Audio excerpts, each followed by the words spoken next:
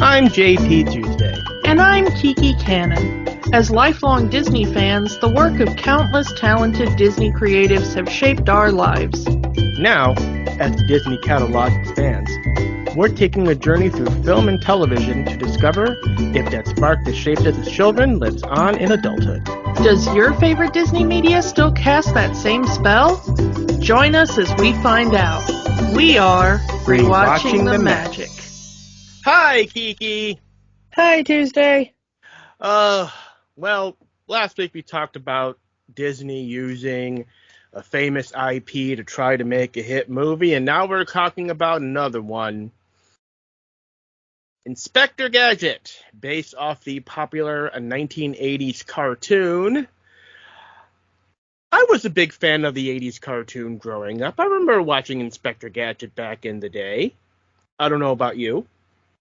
This was one of my favorite shows growing up. I wanted to be Penny so badly. The show about, for those of you who may not know about the old cartoon, it was about a secret agent detective inspector named Gadget who went all over the world chasing the agents of the secret terrorist organization known as MAD and their leader, Dr. Claw, and he's an idiot. The real heroes of the show was Penny, his niece, and their dog Brain. This was really one of the first shows that I can remember as a kid that was, kids can do anything they want, even saving the world. And not just kids. Girl, yes. Yes. If this show had come out today, the chuds would hate it. Yeah, and that's why I loved Inspector Gadget so much, was that the main character was Penny, and also Brain. But Penny was really the hero of this show. And she had a personality of her own. This was one of the few shows in the 80s that wasn't geared specifically towards girls. Like, this wasn't like Rainbow Bright or whatever. It wasn't the girl show. It was kind of geared toward boys, which was interesting. Because you had the action and you had Inspector Gadget going after bad guys. But yeah, you had the thing of Penny being the smart one. She was this genius. She had the computer book. Years before we knew what a tablet was. Yeah, and also she had what is basically a smartwatch. Mm-hmm. Years before we knew what a smartwatch was. Mm-hmm. But on the surface, this looks like a boys' show. Back in the 80s when they were really heavily gendering things like that. Mm-hmm.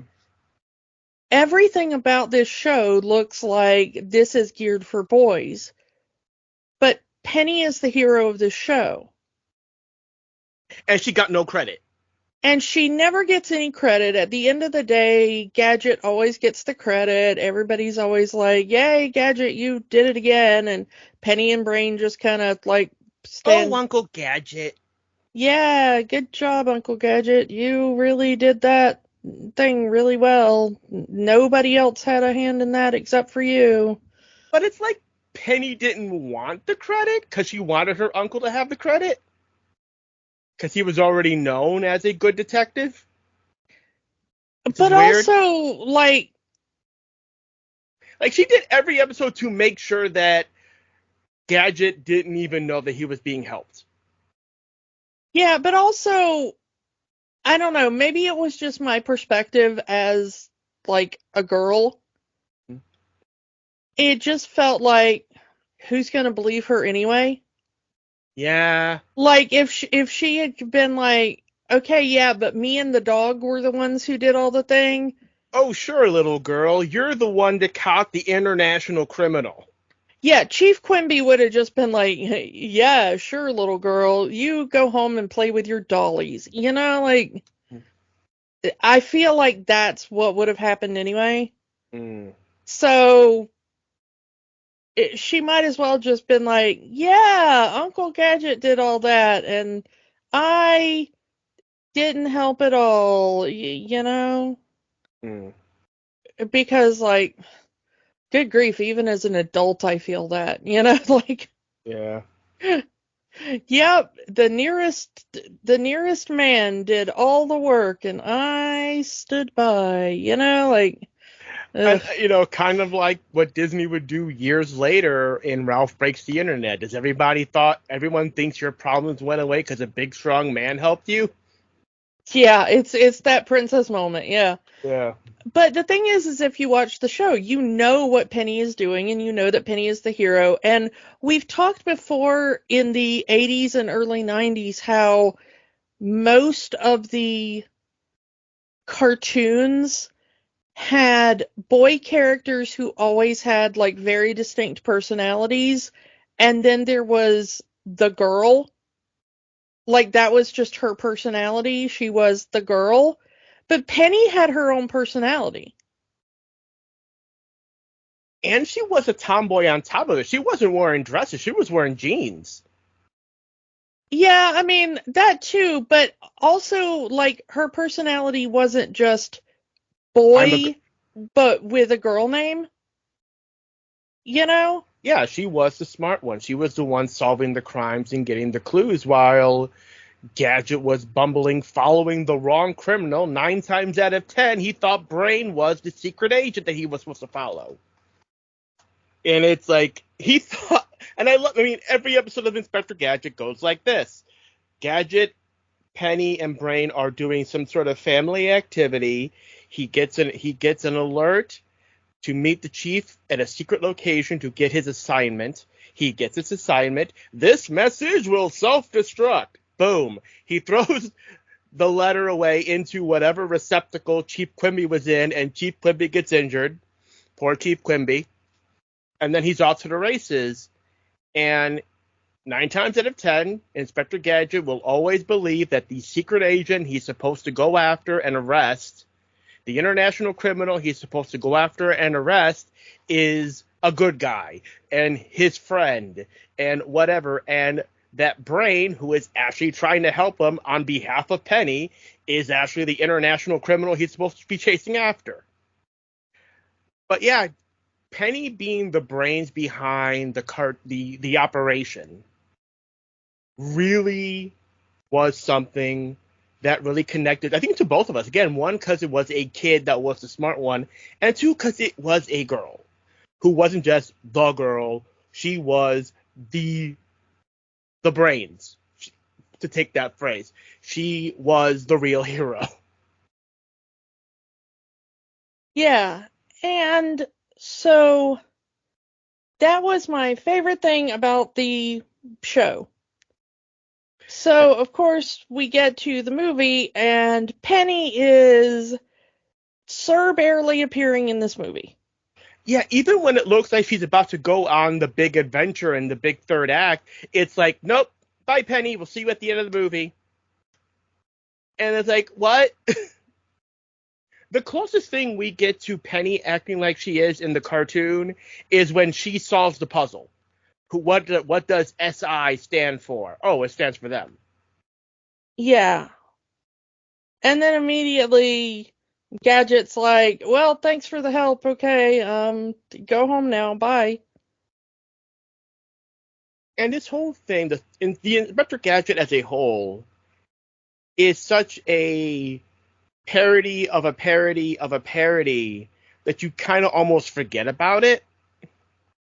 You almost forget how that chain of events goes, because, of course, so Inspector Gadget starts out of a spoof of an old TV show called Get Smart, which is about a secret agent named Maximo Smart, played by Don Adams. And they even got Don Adams to be the voice of Inspector Gadget.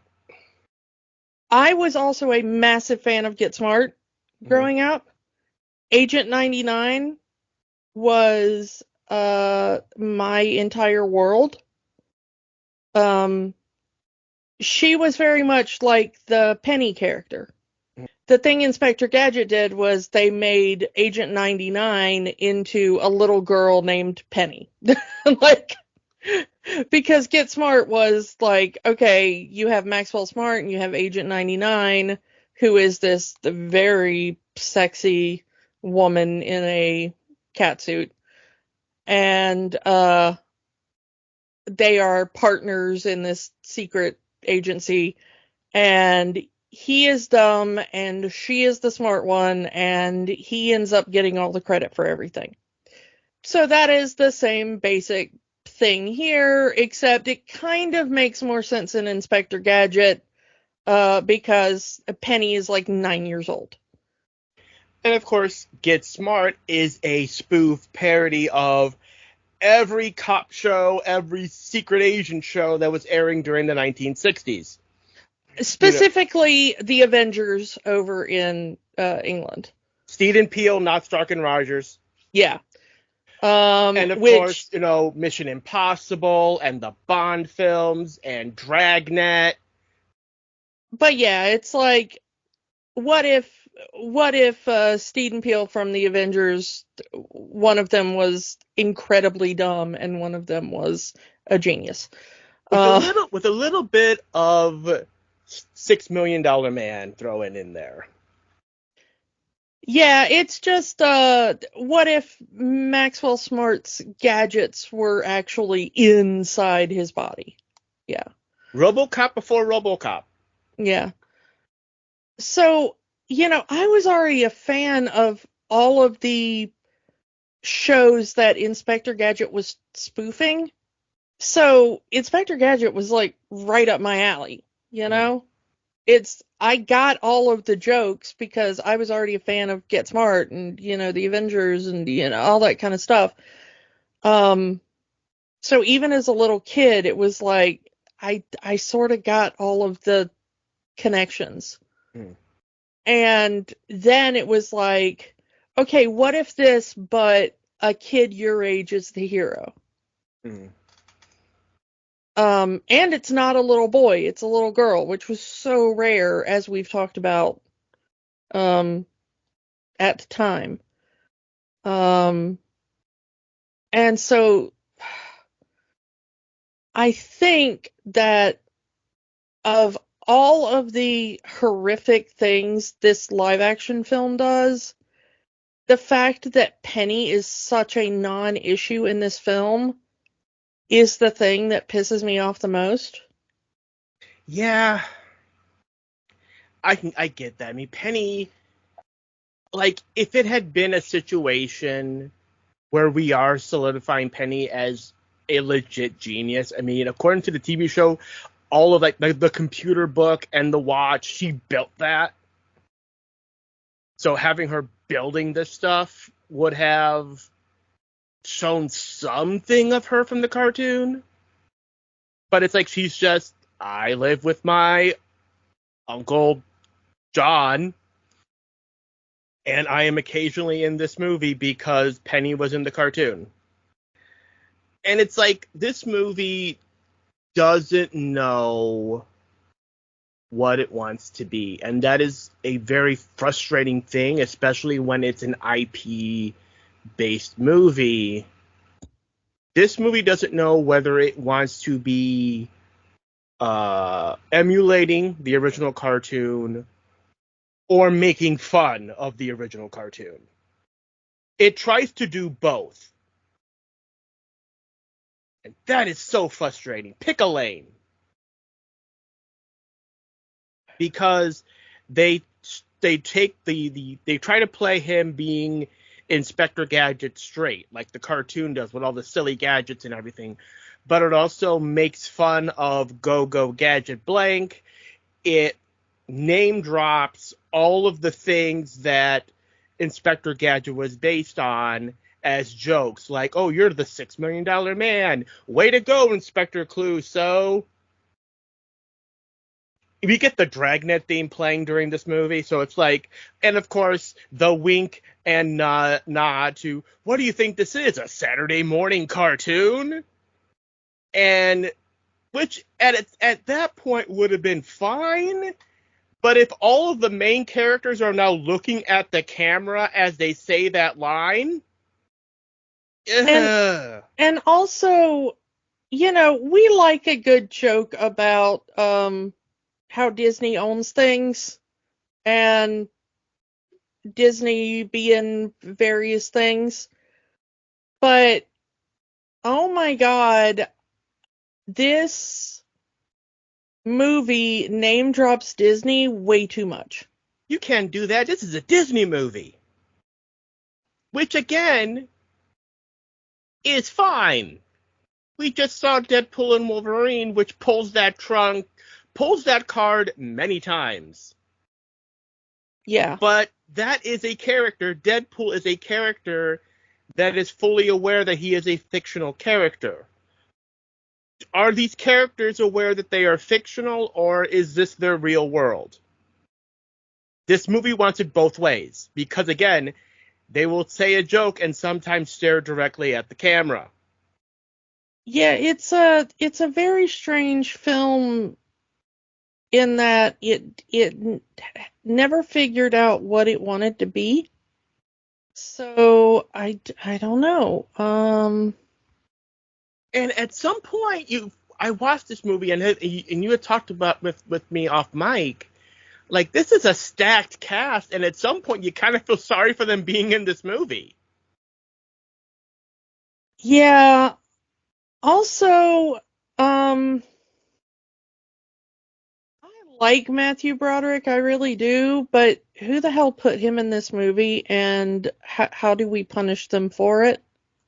Yeah, I give Broderick credit for at least attempting. He doesn't do an impression, but he tries to get the vocal inflections of Don Adams as he's playing Inspector Gadget, which I can appreciate, but he just doesn't feel right as Inspector Gadget. Like, having him play a dorky character can work. He's played dorky characters, he's played cool characters. He can play both. But it just this script does not play to his strengths in either of those situations. Yeah, I I'm gonna say there is only one person in this movie that feels like correct casting, and that is Dabney Coleman. As Chief Quimby, Yeah, he feels like an okay Chief Quimby,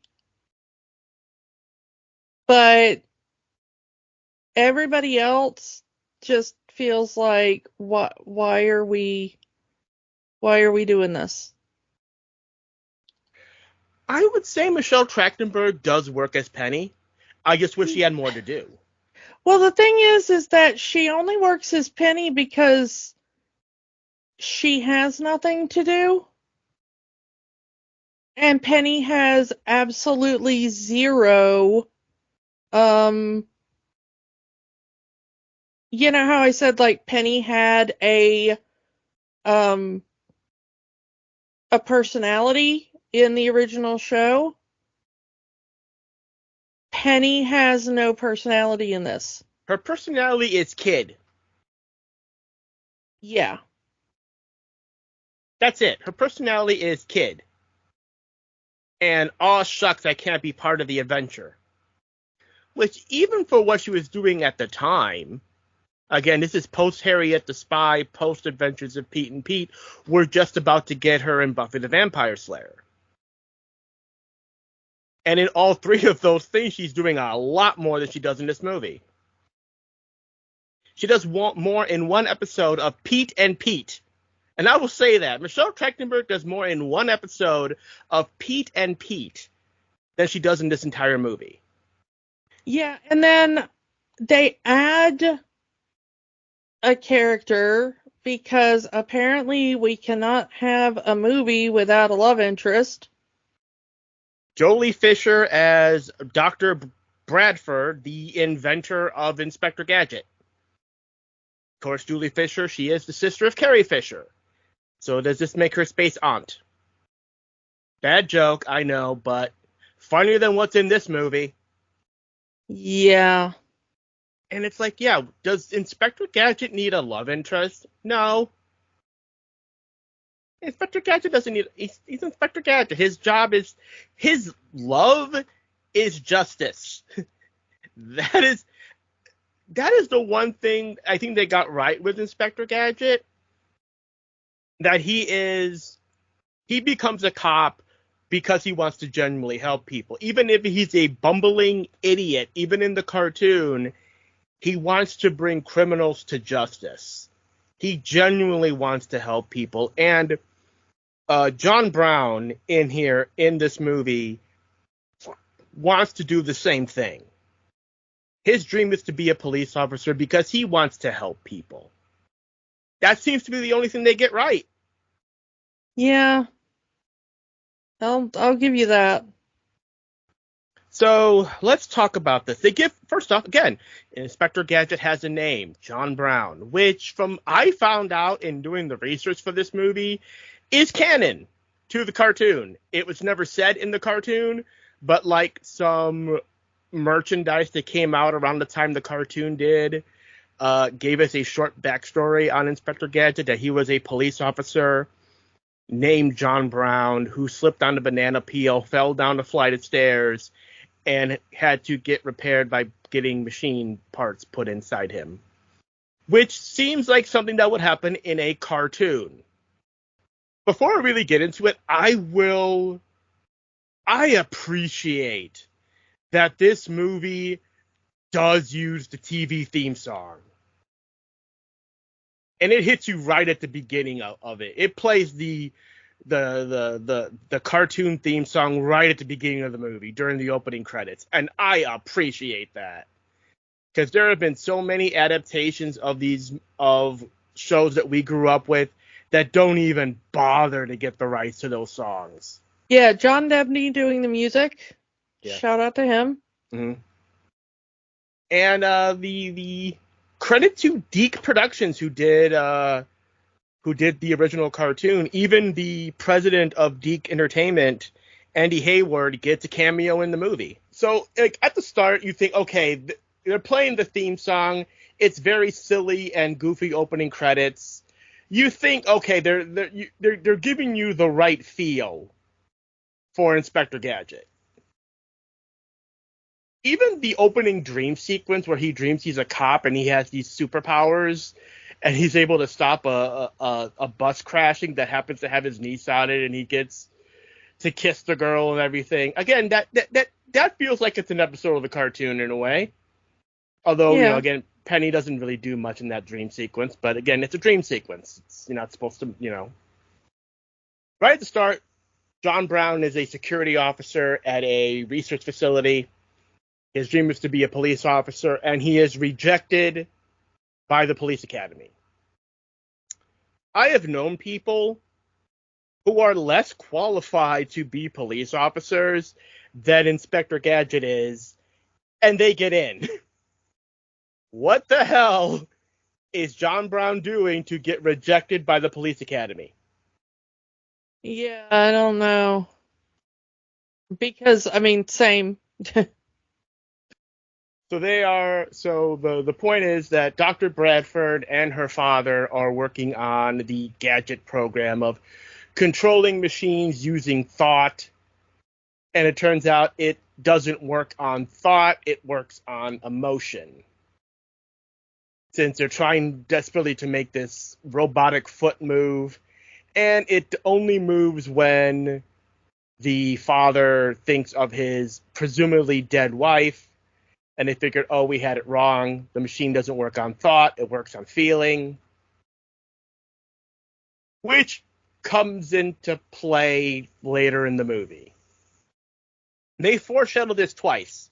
One here and one just before the scene here where John is disappointed of his rejection letter to the police academy, feeling he needs the badge to be seen as important. And Penny gives him a hug and says, "You don't. It's not the badge that makes you important; it's your heart." So we've already foreshadowed the big twist of this movie twice. Aww. The power of love. It's just the power of love. Yep. I will say I do like our introduction to Dr. Claw. They give Dr. Claw is not his name in this movie. Sanford Skoliex, the head of Skoliex Industries, the competitor to Bradford Industries. And that opening scene where he's introduced, and it's just like the cartoon. You see his hand, you see him pet his cat. Is never named in the movie, but it is supposed to be Mad Cat. And after that, it's like we're seeing his face. We're seeing Rupert Everett's face, and it's like we're not supposed to see Dr. Claw's face. That's kind of the whole point. Yeah. But anyway, I'm just going to call him Dr. Claw for the rest of this episode. I don't know about you. Yeah, I mean, he's not Dr. Claw, but yeah. So, yeah, Dr. Claw is setting up this robbery to steal the robotic experiment, to steal it for himself and use it for his own industries, while Bradford is using it to create the first robotic police officer. Claw wants to use it to create robotic soldiers, robotic hitmen, peace versus war, is what they're trying to solidify here. And of course, John Brown has a crush on Dr. Bradford, and that also plays throughout the movie. So as Dr. Claw and his minion are trying to steal it, Brown gives them chase. During the break-in, they kill Dr. Bradford's father. Brown is able to stop Dr. Claw from escaping, but in a last-ditch effort to get away, Claw sends a quite literal exploding cigar his way, which blows up the security car that Brown is in. And for some reason, John Brown is carrying a bowling ball. I don't know why he's carrying a bowling ball in his car. It's never explained. He's in the car, and here's the bowling ball. Well, when the car explodes, the bowling ball goes up and falls right into Dr. Claw's limo, crushing his hand. And he gets it replaced with a robotic claw, and that's how he gets the name Dr. Claw. Right off the bat here, Dr. Claw doesn't have a claw in the cartoon. That's just his name. Yeah. The closest thing to a claw is that Dr. Claw wears a metal gauntlet on his hand. It's even insinuated that he wears metal gauntlets on both hands. It's just that Dr. Claw is just his name. And I guess they figured they needed a reason to call him Dr. Claw. He's not even a doctor in this movie. He's just a billionaire corporate a-hole.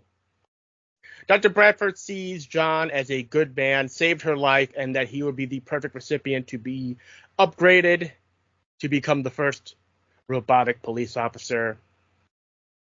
It is kind of RoboCop-y, but it's played for laughs because they have all of these exaggerated comedic things put in tubes and mousetraps and gimmicks, and it's all played for laughs.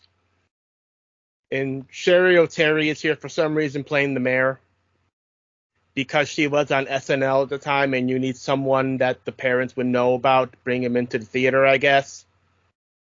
Sherry O'Terry, regardless of how you feel about her as an actor, and there are people who do not like her, who did not like her on SNL. Regardless of how you feel about her as an actor, regardless of how you feel about her on SNL, kind of wasted in this movie. I feel like everybody is wasted in this movie. Like I said, I feel sorry for everyone who was in this movie. I hope they all got paid well. Yeah. A lot of the Inspector Gadget things in the movie, like the Go Gadget call, and even the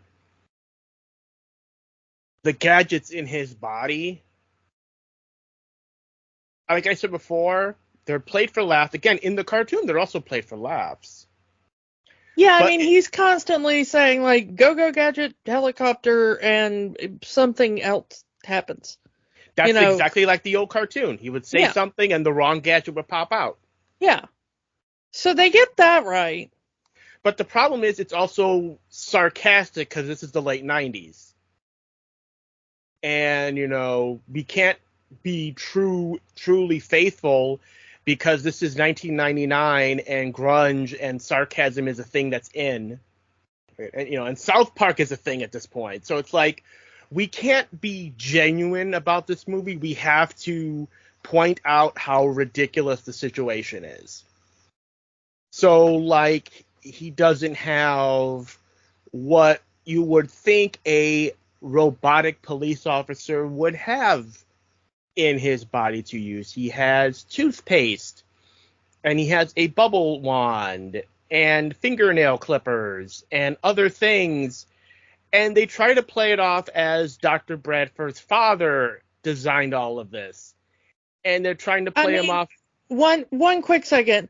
Dr. Bradford's father, Rene Auberjonois, can we just take a minute to be like, oh.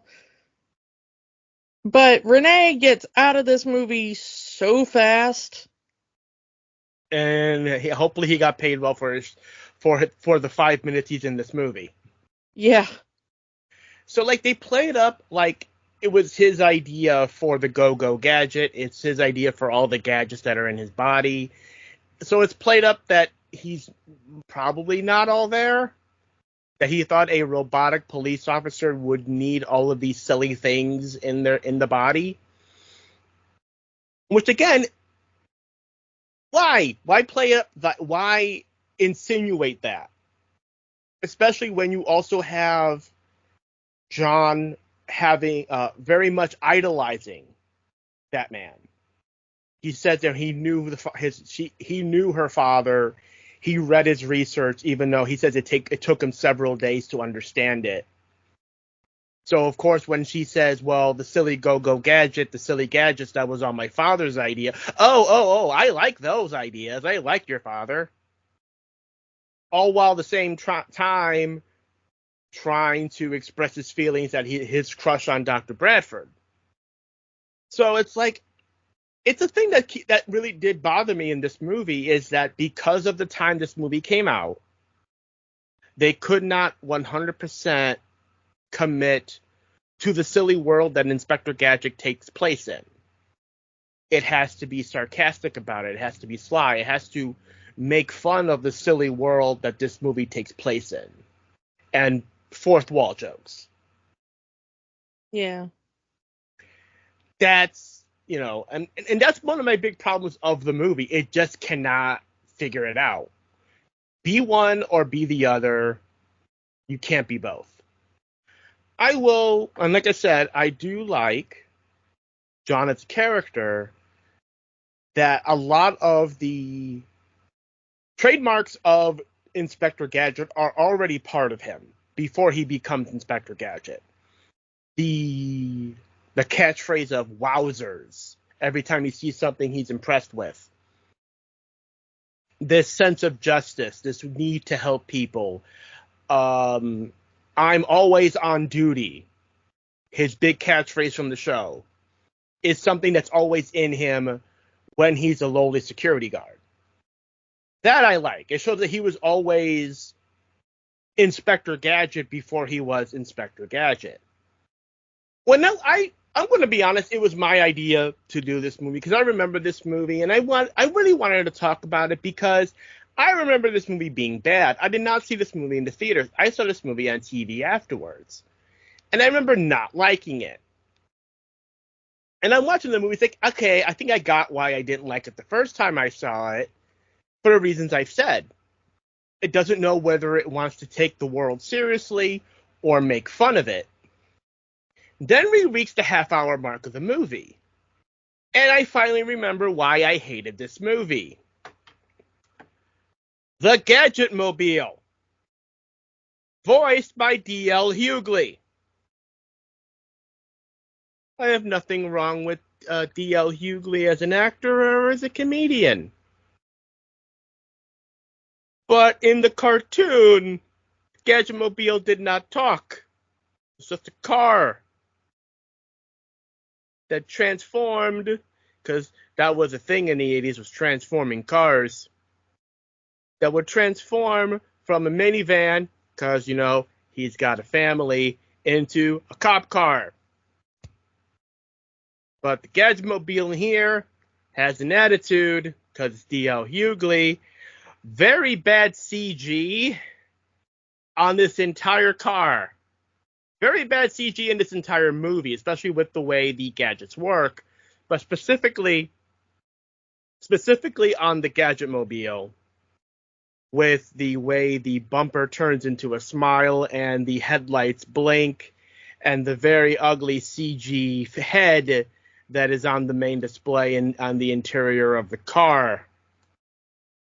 And he doesn't shut up. And he's constantly making jokes. Most of them fourth wall breaking jokes, like the aforementioned, this is a Disney movie. To the point where he's even talking over the end credits of this movie. I hate the Gadgetmobile. It is the main reason I hate this movie. If I was working for Disney at this time, I would say, cut the freaking Gadgetmobile, or don't make it talk. What the hell is wrong with you? Yeah, I don't understand why they decided that was like a good thing. Yeah. Inspector Gadget is formally inducted into the police force with this huge banquet. But Dr. Claw comes to the banquet because he knows that in order to get the stolen robotics that they have, they need Dr. Bradford to reinvent the special microchip. The microchip that will be the big MacGuffin of the entire movie. It is what is powering Inspector Gadget's body. Without, as they say, without the chip, the body will shut down. So they need Claw needs Bradford to recreate the chip, so he can create his own army of evil Inspector Gadgets. Yay, evil Inspector Gadgets. Except not, because they give the evil Inspector Gadgets like these weird teeth. So it's not the real one? Yeah. They also give him a more prosthetics on his face to give him plastic-looking skin. So they want you to know that this is not the real Inspector Gadget. And, of course, and Dr. Claw creates himself a robo-girlfriend of Dr. Bradford. That's not creepy at all. So, thanks to Penny, Gadget is able to figure out that it was Dr. Claw that stole the robotic foot from Bradford Industries and who killed Dr. Bradford's father. Also, Dr. Claw has now hired Dr. Bradford to work in his facility for the stuff I just said before. And also, the evil Inspector Gadget is now loose in the city, ruining Gadget's good name, and is going to destroy the city because Dr. Claw thinks it's fun. Like, he just says, go destroy the city. There's no, reason for him other than, I want to destroy Inspector Gadget's good name. Which, again, works as a Saturday morning villain, but this movie really wants to tell the audience this is not a Saturday morning cartoon. So if you're going through all the lengths, this movie, to tell the audience that even though this is a movie based on a cartoon, we're not going to treat this world like it's a cartoon, they're going to treat the world like it's a cartoon. This movie doesn't know what it wants to be. No, it does not, and that is infuriating. Commit to one or the other. Disney made George of the Jungle right before this. couple of years before this was George of the Jungle. We've talked about George of the Jungle. Go back to our George of the Jungle episode. In that movie, they treat the world of George of the Jungle straight. It is a silly cartoon world, and they commit to it. And just a few years later, they're afraid to commit to the cartoon world of Inspector Gadget. And I think that's why George of the Jungle is a more beloved film than Inspector Gadget is. When we talked about that, we talked about how it really nails the tone of the cartoon. And I love that about it. Anyway, Gadget breaks into Claw's corporation. He bungles it up because he's Inspector Gadget. Claw strips him for parts, takes the chip out of his body, destroys it, shuts him down, and throws him in a junkyard. And they find him in the junkyard. Penny and Dr. Bradford and the Gadget Mobile find him in the junkyard. He's dead. And, well, they say, oh, he can't wake up because he doesn't have the chip. And then Penny says he doesn't need the chip because he has his heart. And then Dr. Bradford gives him a kiss on the cheek. And, like I said, it's the power of love that brings Inspector Gadget back to life. Which, if this movie was treating this universe straight, would actually be a very heartwarming moment. But because this movie is flip-flopping constantly between treating the cartoon world straight or trying to make fun of a cartoon world, it doesn't work. If you're going to make fun of a cartoon world, the power of love wouldn't work. Because that's part of that. I mean, okay. I'm not sure if they were trying to make fun of it or not. I don't know. The tone of this movie is so weird that are they being sarcastic? Are they not? Yeah, I don't know, and I never figured it out for myself. For me, it comes off that way because of the jokes in the movie. Is that they're constantly making fun of things that make Inspector Gadget. The Go Gadget phrase, the kind of gadgets that are in his body, the cartoon logic, the fact that, and like I said, the big one being where Dr. Claw tells Inspector Gadget, what do you think this is, a Saturday morning cartoon, before looking directly at the camera.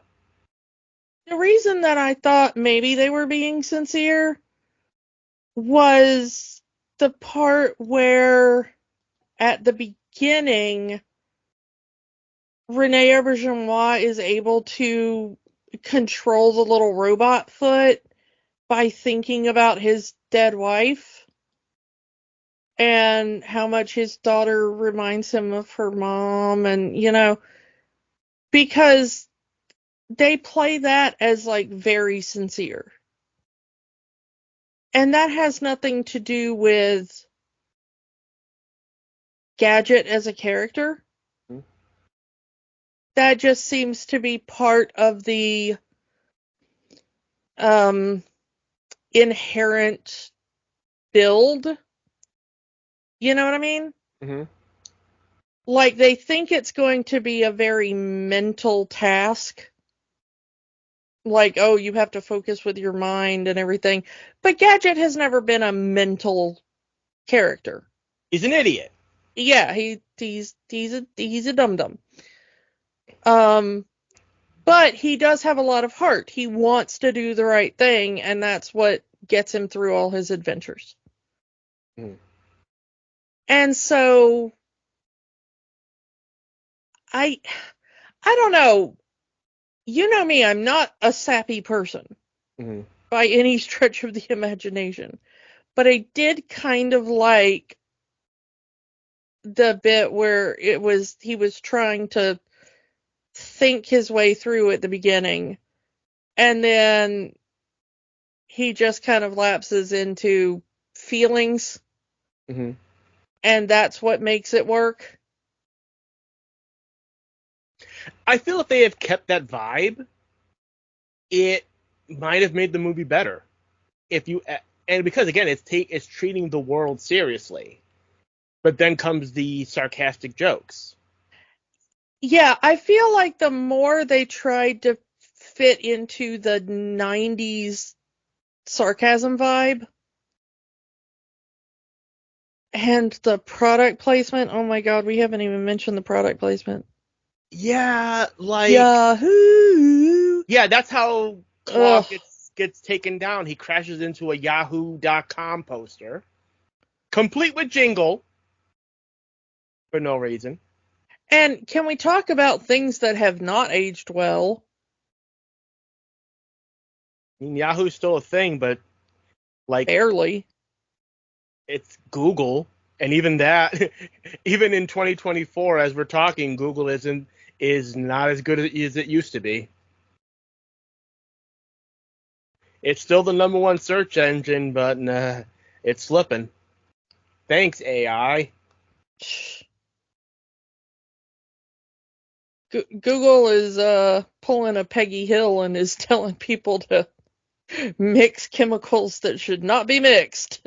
Yep. If you know, you know, and we're not going to say it here. But yeah, if it had been taking the world of Inspector Gadget and playing it straight, doing, for lack of a better term, I did mention it before, if this had been family-friendly RoboCop, it would have been a lot better.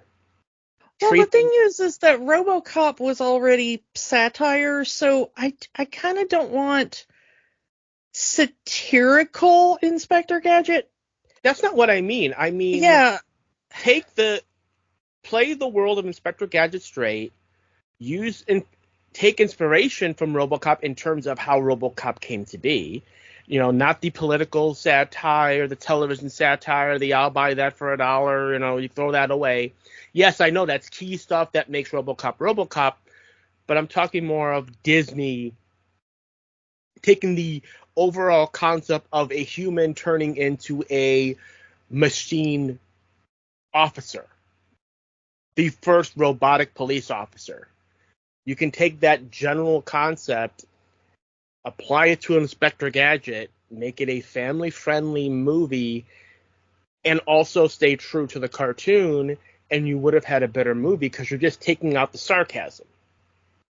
I'm gonna admit I kind of stopped listening because my brain just suddenly went, oh my god, I now want to see Paul Verhoeven's Inspector Gadget.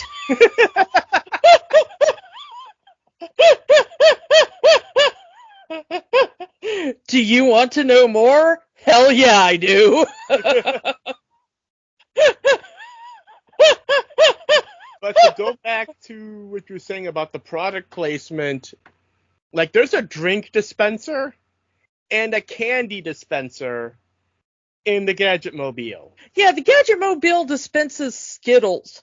Why the hell is that a thing? And M&Ms. But while also dispensing Coke, Sprite, and here's something for you 90s kids, Surge. Oh my god, I want Surge. I'd give anything for some Surge right now. Apparently the Gadget Mobile dispenses it. I mean, I would not, okay, I would not deal with the Gadget Mobile from this movie to get some Surge. And I would do anything for soda, but I won't do that. And of course, the joke of the Skittles, because throughout the movie, like people who are riding in the car are eating Skittles. Like Penny is eating Skittles in the Gadget Mobile during that entire scene when when they were trying to find out what the SI stands for. And when the Gadget Mobile crashes, it's just spilling Skittles all over the place. So instead of airbags, you have Skittles. You want to know why they keep using Skittles instead of the M&M dispenser? Hmm. Having lived in the South for most of my life, let me tell you what happens to a bag of M&Ms if you accidentally leave it in the car.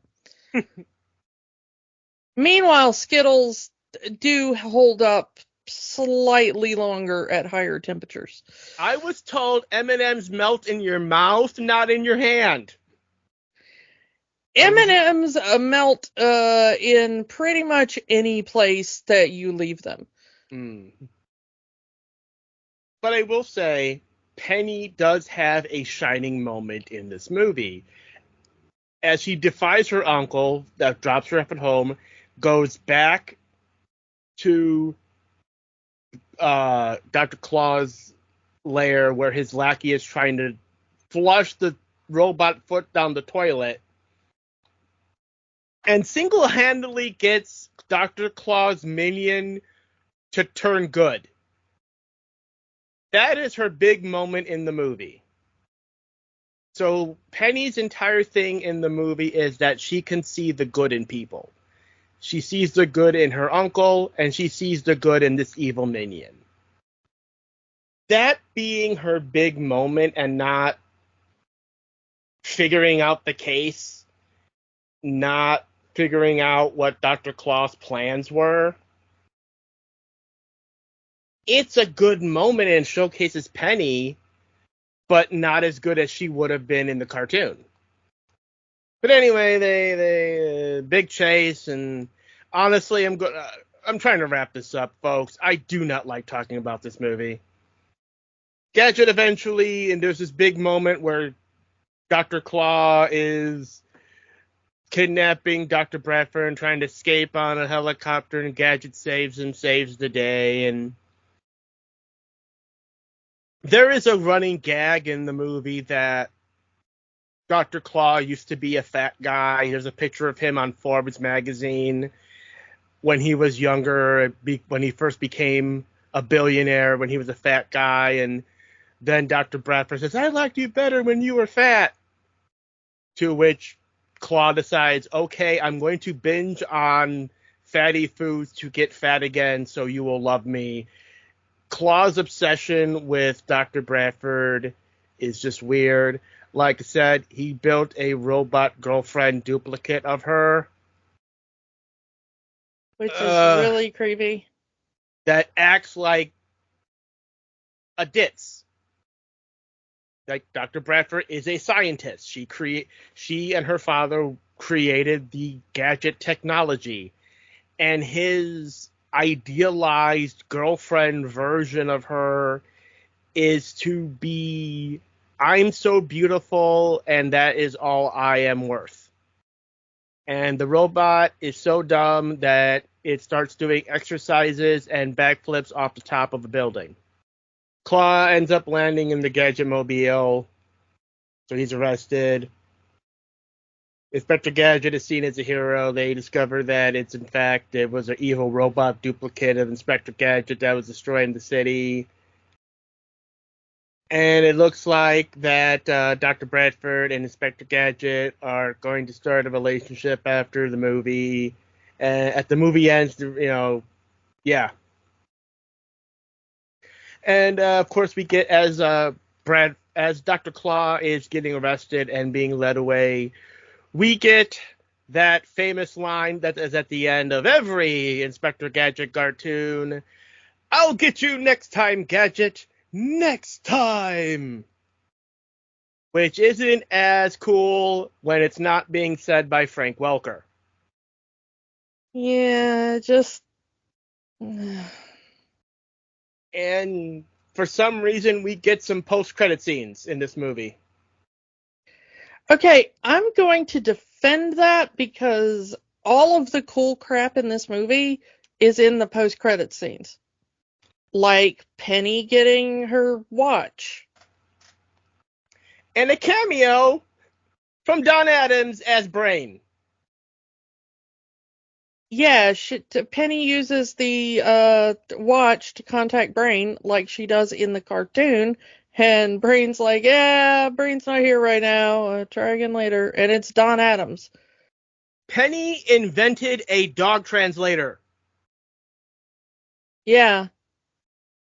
Now, in the cartoon, if you've never seen it, Brain doesn't talk, he Frank Welkers. Yeah. It's Frank Welker, dog noises, and what would eventually become his version of the Scooby-Doo voice. Except Scooby-Doo kind of has like English in there. Yeah, Brain will occasionally say a word in English. Yeah, but mostly it's just, you know. Yeah. And Penny somehow understands Brain. But in this, it's just Don Adams' voice. I appreciate that they brought Don Adams to do a cameo, but man, it should have been a better cameo than this. Yeah. Speaking of cameos, one of the best scenes in the movie, we get a Minions Anonymous meeting with the minion that Penny helped change. And it is filled with awesome either parodies of Minions or just actual awesome cameos. A lot of 80s, most of these are 80s people. Yeah. Because we've got freaking Tattoo from Fantasy Island, 2 Bond villains. Well, it's not the original Tattoo. He had passed away. Yeah. He's supposed to be Tattoo. It's a little person in a white tuxedo with the same haircut that Tattoo has. But it's supposed to be Tattoo from Fantasy Island. And we've got someone who is supposed to be Tonto. And Kato. From someone who is supposed to be Kato, of course. We got Tonto from the Lone Ranger, Kato from the Green Hornet, Igor. Yeah, a version of Igor. But then we have actual Mr. T. Is he supposed to be B.A. Baracus? You know, Mr. T played other, like, henchmen, and he's not wearing his, like, chains and stuff that B.A. Baracus would have worn. Mm-hmm. So I don't know if he was supposed to be a particular character or if you were supposed to be like, is that Mr. T? Like, he's just playing Mr. T. He might just be playing Mr. T. I don't know. But the coolest one to me is that we get Richard Kiel as Jaws. As Jaws, because he is wearing the silver teeth. Jaws from the Bond movies, for those who don't know. Yeah, and I am going to tell a really cool, to me at least, story about Richard Kiel. Richard Kiel used to like hang out in my town for a while because his wife was from my area, and like her family still lived down near me, and like her sister worked at the Waffle House near me. Cool. So occasionally, just like there was a time where like they would come to visit her family, and like you'd just wander in and there would be Richard Kiel sitting in the Waffle House. So yeah, it was kind of cool because occasionally I'd run into him at conventions and I'd be like, hey, this is where I'm from, and I know your sister-in-law, and she works at the Waffle House near my house, and like, and he'd be like, oh yeah, you know, I know that area, and I love going down there and spending time there. So he was a very nice man, and always very personable, and shout out to him. My My favorite movie of his, not the Bond movies, actually EGA, because I am a Mystery Science Theater nerd. So, EGA, Stemlo, and Watch Out for Snakes. And finally, our final minion, Oddjob. Yeah, Oddjob is in there, speaking of Bond villains. Not played by the same actor, but he's in the Oddjob suit with the bowler hat. Yeah. I love how all of the minions are credited in the credits. Because, with nicknames. Yeah, because Mr. T is just Mr. T. But Richard Kiel is credited as famous bad guy with silver teeth. Then you've got famous villain with deadly hat, so that's Oddjob. Famous identifier of seaplanes, so that's Tattoo. Famous Native American sidekick, so that's Tonto. You've got Son Before Second Son, which is Kato from Green Hornet. And famous assistant to Dr. Franken something. So that's your Igor. Mm-hmm. But I love the joking way they're all listed. Yeah. It's working around copyright. Disney knows how to work around copyright. Even though some of these are actually copyright free, but I still love that they worked around it anyway. And then right after the credits, like the very last thing is the little CGI version of the Gadget Mobile AI, I guess you'd call it, pops up and is like, wow, you made it all the way through the credits. Good for you. Go home now. And I guess it's a play on Ferris Bueller. I mean, yeah, we have Matthew Broderick in the movie. Sure. Well, they did a couple of other, mockeries of Matthew Broderick movies. Like, there is just the most awful run of Godzilla jokes, and Godzilla came out like the year before this did and was just the biggest flop. Yeah. And they do just an entire sequence mocking that Godzilla movie. Yeah, the fake Inspector Gadget stretches his legs out, grows really tall, and then does the classic Godzilla roar. And then, like I said, there's the Japanese guy that says, "This is why I left Tokyo." And also, the fake Gadget does like a Godzilla shadow puppet on the wall kind of thing. Yeah. I don't know, it's just so weird. D.L. Hughley, the Gadget-mobile, talks throughout the entire end credits. Right before the big kiss between Gadget and Dr. Bradford, we see the Gadget-mobile chase after a German car.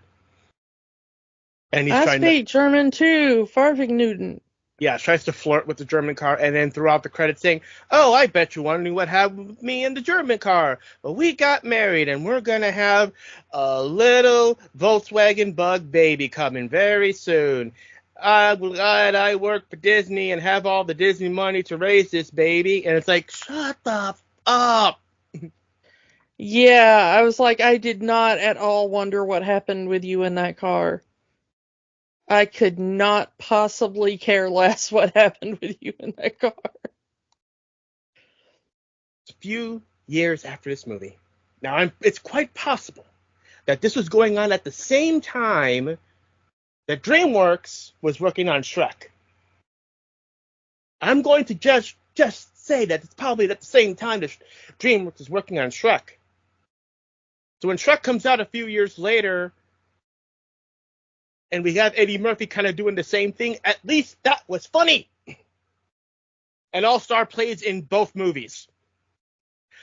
You have no idea, for those of you who are too young to understand, there was this point where Smash Mouth's All-Star was like in every movie, every commercial, and in every TV show. It just happened to be in Shrek that was the most popular movie that it was in. And I'm even counting that the movie that the song was written for, which was Mystery Men. Yeah, it's weird to think about that, but yeah. That was like a 2 to 3 year thing where it was in everything. And it kind of ended at Shrek. I don't even have to ask the question. This movie has no magic. No, like, it's zero freaking magic. Like, I wanted to talk about this movie because it was bad. I wanted to talk about this movie because I remember this movie being bad, and I felt we can get some entertainment talking about a bad movie. No, we couldn't. And obviously we did because we've been talking about it for so long. But I forgot how bad this movie was. Like, I forgot how flip-floppy they were with the way this movie was played out. That's my main complaint about the movie. Well, big complaint, the gadget car. Second complaint is that this movie doesn't know what tone it's trying to get.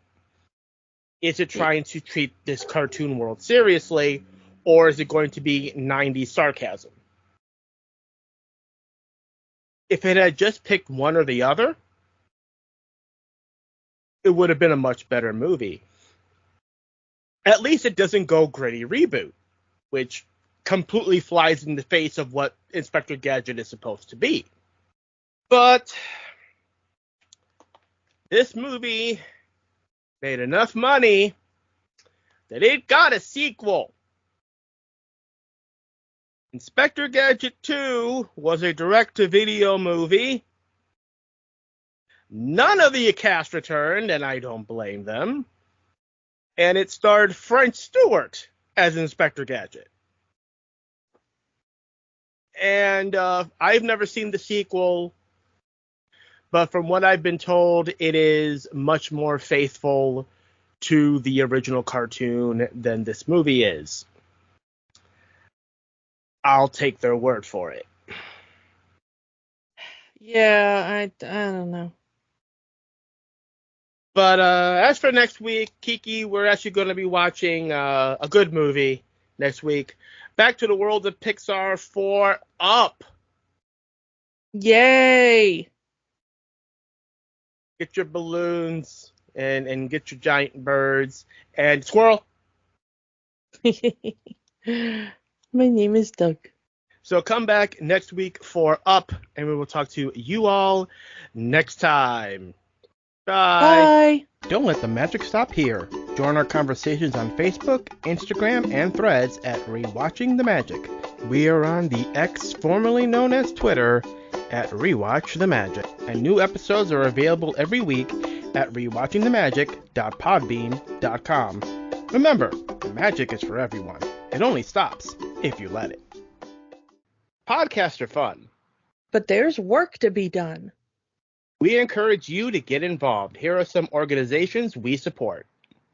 The American Civil Liberties Union fights for the constitutional rights of all Americans. Find them at aclu.org. The National Network of Abortion Funds helps people find access to safe abortion services. Their site is abortionfunds.org. The Trevor Project provides a 24/7 crisis helpline for LGBTQ youth and education services for schools on LGBTQ issues. They can be found at thetrevorproject.org. Or find a way to help in your area.